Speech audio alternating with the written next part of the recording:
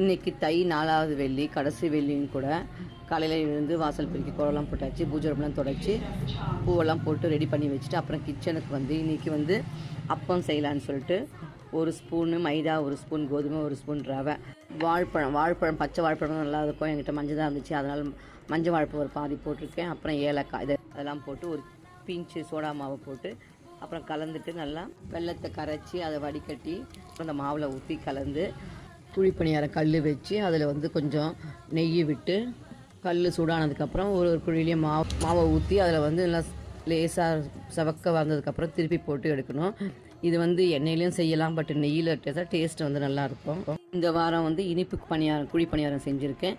அதை வச்சு சாமி கும்பிட்றேன். இன்றைக்கி வாங்க சாமி கும்பிடலாம்.